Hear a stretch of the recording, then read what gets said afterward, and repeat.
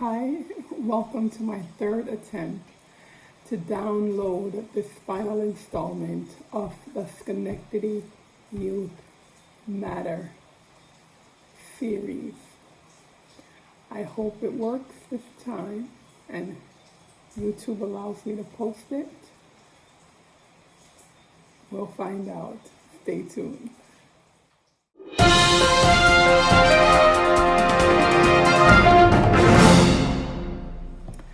Okay, so if you haven't listened to the other 5 videos, please take the time to go back and listen to the concerns regarding the youth that I was working with in Schenectady County.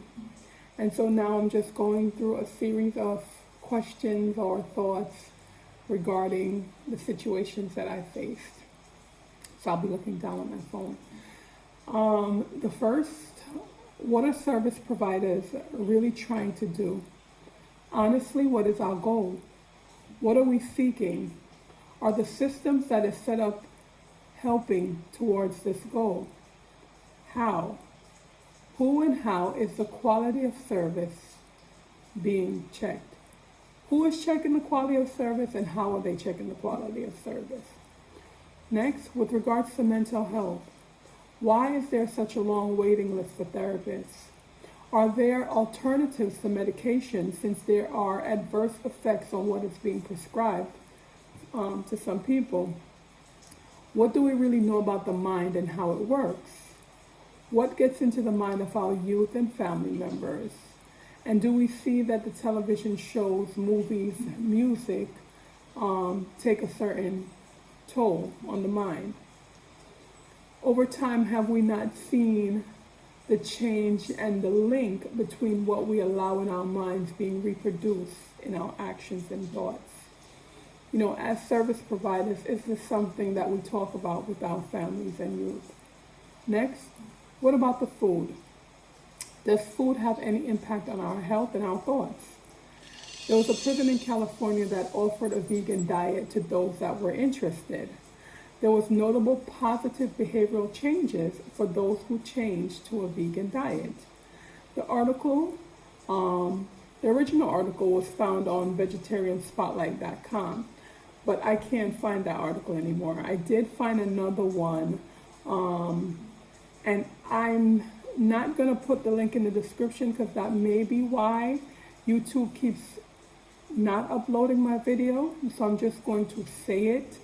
And if you need to pause and rewind, definitely do that. And what I can do too in the editing process, I'll type it on the screen hopefully and see if that'll work, but it's kind of long.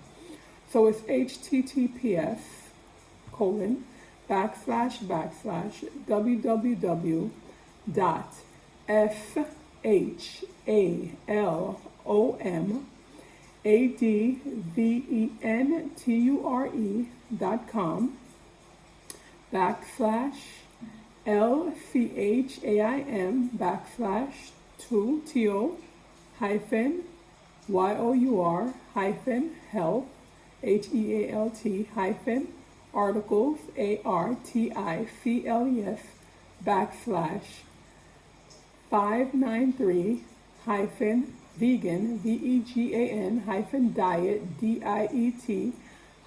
IMPACTS-California CALIFORNIA-prison. Let's hope it works this time. Sorry for that.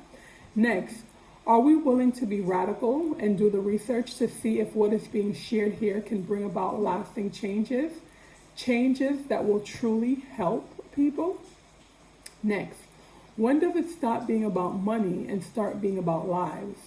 When do our children and families stop being dollar signs? Next, why is it that most social service workers feel okay with doing the bare minimum? Next, what is the Department of Social Services doing? Next, what is the probation department doing? Next, what's going on in the schools?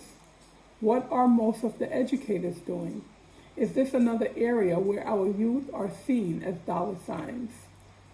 I don't work in the school system. These are just questions that come to mind, because sometimes when I've gone to school meetings, I was sitting across and, from an educator, be it the teacher or a dean or a principal, and sometimes it was just like, are you really invested in the child that's at your education facility? Next, are our schools really invested in producing youth that are able to think and make decisions based on information? Are the schools invested in educating our future? Next, what is Common Core? What's the purpose of it? Why are our kids not being taught to be thinkers? Why does it seem that they are being taught to score high on an exam? And that's from the little bit that I know about Common Core and some of the concerns I've heard. I really don't know that much about it. Next, why is it that a man can sexually assault multiple young girls and he's not listed as a sex offender? Why is it that the same man can still harass those he has assaulted and let them feel uncomfortable in their own communities, such as what happened at the Boys and Girls Club with one of our youth? Next, why do phone calls and emails go unanswered? Who is holding these agencies accountable? Next, why are our young boys and men turning to gangs? What is the gang mentality about? What are they seeking? These youth are crying out for help, and in the process, they're killing themselves. Who's winning here? And what's the purpose? So as a social service agency or just people who care, are we looking into this? Is this something that, is there something that can be done? Can we open up the dialogue with gang members or with people who want to go in a gang? Because most time people join gangs for that family bond and so forth. Next, why is it that when hard workers come into a system to help, they're treated harshly? Why is hard work, dedication, passion, and love for children and families not embraced and accepted? Next, why are systems not transparent? Next, why do some workers / administrators get away with not doing their jobs? Next, why do some workers think that they are better than those that they're supposed to serve? And it's hard to help people if you think you're actually better than them. We're all humans, and so we should treat each other the way that we would want to be treated. Next, why do we allow this to go on? Is it fear of losing our job if we say something? Fear of being, fired or, ostracized, things like that. Next, why is it that I think all these questions and thoughts will fall on deaf ears? And the reason why I said deaf ears because I did reach out to the State Department that oversees Department of Social Services, the regional office, and someone did call me back and there was an email follow-up.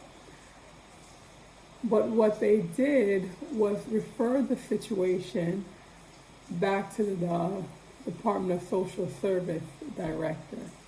So if there's a concern, myself, as a worker, really a director in a program, and I have a concern with the work that was being done with the Department of Social Service, and I reach out to the regional office, shouldn't the regional office have addressed the concern and looked into the matter instead of sending the concern back to the said agency, the very agency I had a concern about?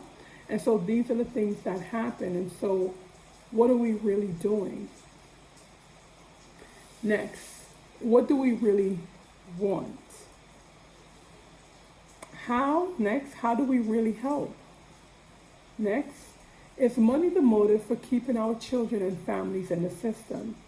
Is it more beneficial for the county to keep the families trapped in a cycle of needing outside intervention than truly teaching them or providing them with the real practical help?